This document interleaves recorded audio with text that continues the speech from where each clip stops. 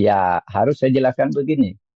Yang bubarkan HTI itu zaman Pak Wiranto ya, 2018 kalau tidak salah. Ya.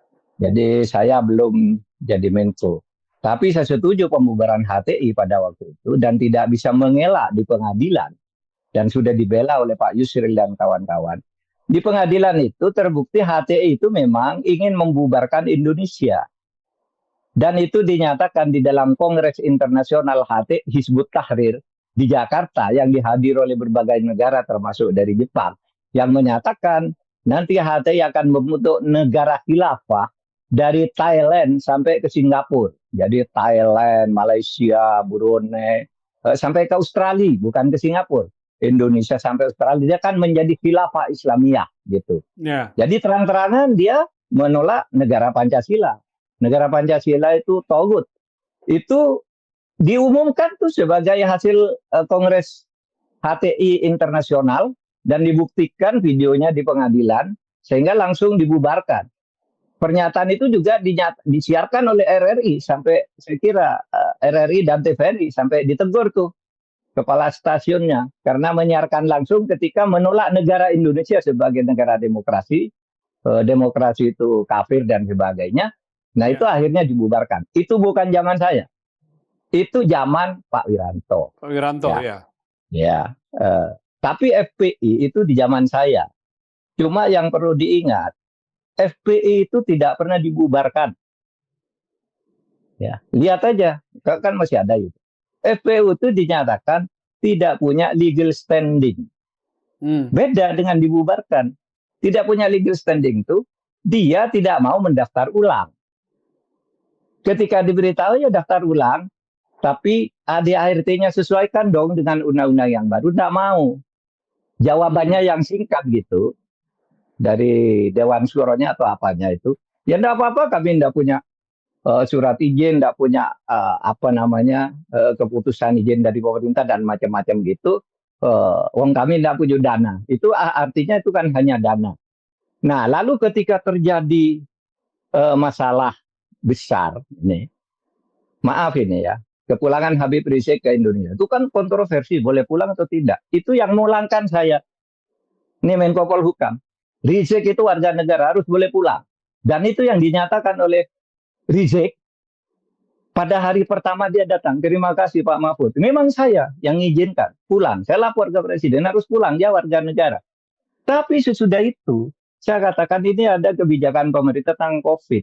Jangan adakan kumpul-kumpul. Karena itu akan mendidik, memancing rakyat lain yang sudah patuh. Loh itu kok di tempat Habib Rizik dibiarkan. Semuanya rame-rame, ribuan orang ada datang Amin Rais, Ridwan Kamil, Anies Baswedan, datang soan semua. Lalu saya kirim pesan ke sana. Saya ingin ketemu, tapi tidak di tempat Habib Rizik. Tapi juga jangan di kantor saya, agar tidak dikira saya sewenang-wenang manggil. Temu di suatu tempat, bertemu lalu ngobrol. Jawabannya, yang dari timnya itu yang saya kemudian saya share di medsos, jawabannya saya tidak mau ditolong oleh pemerintah yang dolim. Loh, kalau begitu ya sudah. Nah, sesudah itu semakin ramai kan karena dikunjungi banyak orang. Lalu terjadilah insiden. Wah, waktu itu tentara udah berbaris tuh di berbagai daerah. Tentara dihina, Pak Adi Cahyanto memimpin jenderal-jenderal di belakang. ABRI akan bertindak tegas.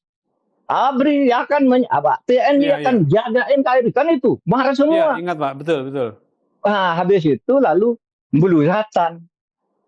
Ya, lalu kita ngomongkan bahwa FPI itu tidak punya legal standing. Oleh sebab itu kalau kami bertindak bukan menindak FPI, tapi menindak perusuh. Itu masih ada. Nah, kalau sekarang merasa dibubarkan, waktu itu kalau enggak rakyatnya juga udah marah. Kok negara diam? Kan gitu kan? Iya. Lalu kita kumpulkan, tanya Mendagri gimana? Enggak Pak, enggak daftar ulang. Menteri Agama gimana? Dia mau mengubah ADART-nya, tapi hanya dengan pernyataan ketua. Nggak bisa. Terus Kejaksaan Agung, semua saya panggil ya. Kejaksaan Agung, BIN, Kapolri, Panglima, Menteri Hukum dan HAM, ada 7 lah waktu itu.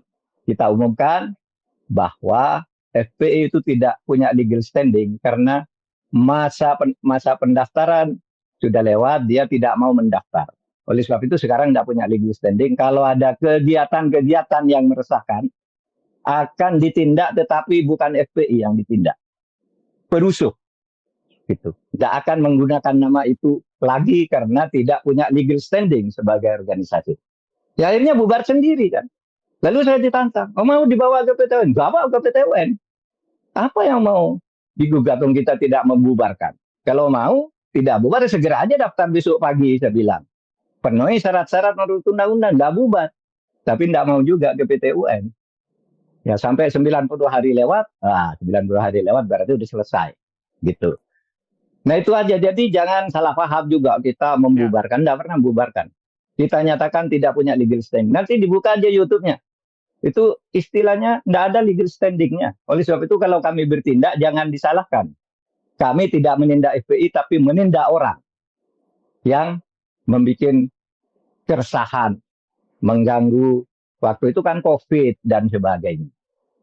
Nah itu aja Mas Irsal jawaban dari pertanyaan-pertanyaan itu. Mari kita jaga Indonesia ini dengan sebaik-baiknya.